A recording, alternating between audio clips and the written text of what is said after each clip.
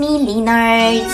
Guys, I just wanted to know, kung isa kang iPhone users na hindi ka makapag-download ng mga link sa YouTube, hindi ka makapag-download ng kung ano-ano kahit saan pa, dahil hassle yung iPhone, kasi nga daw, may bayad.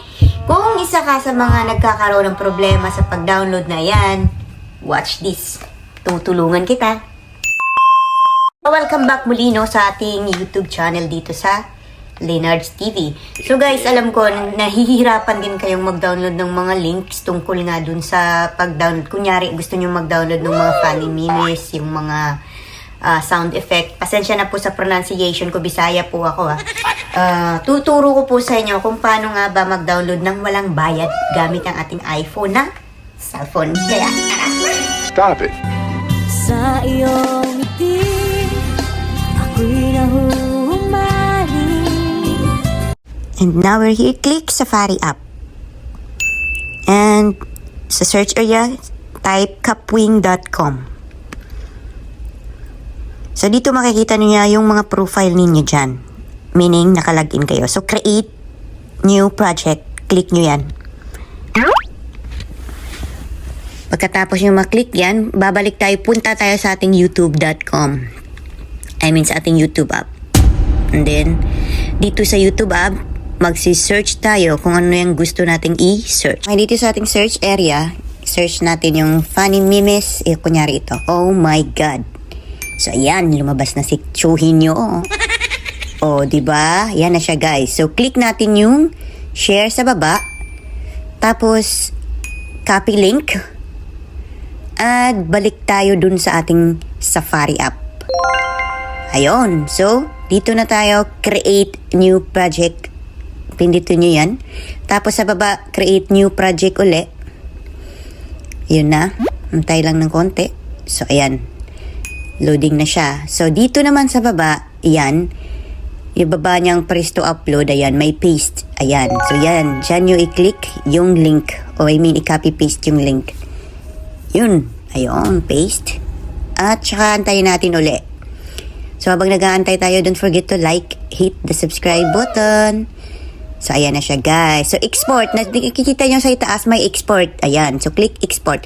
Dahil video yung kukuhanin natin, guys, MP4 yung i-click natin. Kasi video yung kukuhanin natin. So, export MP4. Yun. So, naglo-loading na siya. So, antay-antay uli, guys. Ayun. So, habang nag-aantay kayo, ayan na. So, scroll up natin siya.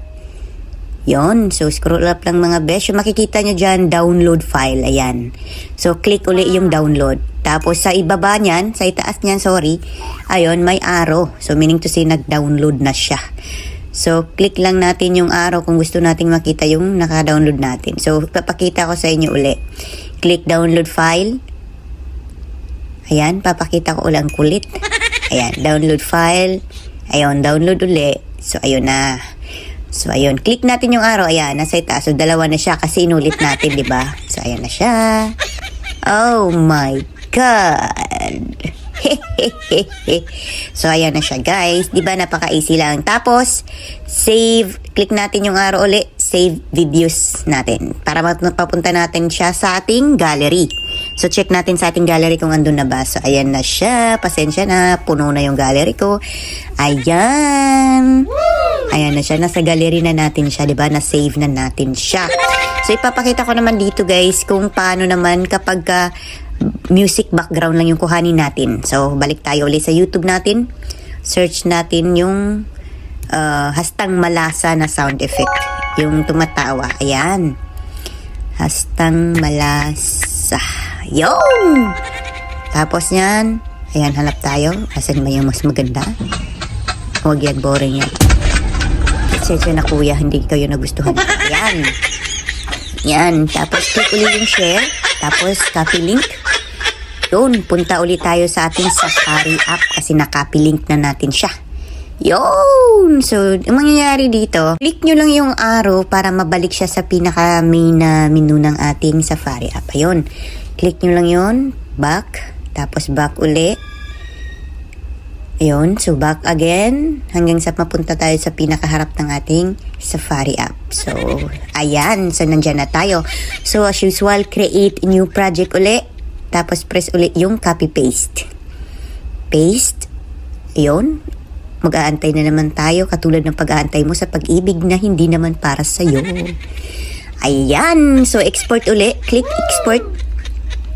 Yun. Tapos dahil nga sound effect lang yung kuhanin natin, MP3 yung i-click natin. Ayan. So, export MP3. Ayun. So, export audio. Tapos, naglo-loading na siya. And then, antay-antay na naman ba siya. Dahil pag-aantay na naman. Kaya kung ikaw ay gusto niya. So, ayan. Scroll up ulit. Ayan, so makikita natin download file, download uli. Tapos yun na, nandun na siya sa ating arrow. So click natin yung arrow, andun na siya guys. So yan na siya. Hastang malasa. Minumito po. Ayan. Kaya yan. O ayun. So tapos wala tayong KineMaster dito sa iPad. So share na lang natin yan sa AirDrops. Kung meron na kayo, no need na sa KineMaster nyo na lang i-share. Sa akin wala dito. Kaya nandun sa isang cellphone ko, sa AirPod ko siya i-share. Ayan. So, click natin dyan. Antay-antay lang natin kasi nagsisend yun na. Yun! Tapos na tayo, guys. Sana may natutunan kayo at sana nakatulong tong video na ito para sa inyo. Maraming salamat. Don't forget to like po. Welcome back sa'yo, ate. So, di ba guys, napaka-basic lang niya. So, hanggang dun lang muna yung video ko at saka sana may natutunan kayo. Sana nakatulong din sa inyo, sa mga iPhone users na namoroblema. Ito na po yung solusyon. Kung may hindi kayo naintindihan sa akin guys, paki-comment na lang. Paki-click na rin yung like at saka huwag mahiyang mag-subscribe. Thank you. Maraming salamat. Sa iyong ngiti, ako'y nahuhumaling. At sa tuwing ikaw ay gagalaw, ang mundo ko'y tumitigil para lang sa'yo.